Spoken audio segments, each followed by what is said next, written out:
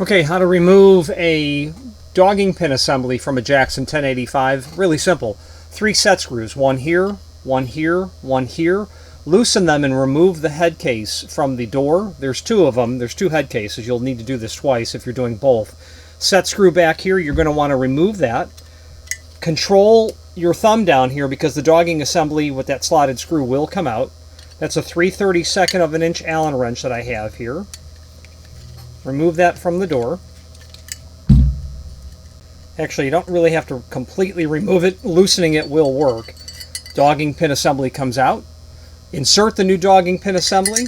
With your thumb, push it back in and then retighten the unit all together. The set screw, that is. Tighten it, actually. Make it tight. Then at this point, you'll be able to insert your slotted screwdriver, or if it's a thumb turn style, turn it 180 and you're now dogged. Thank you very much.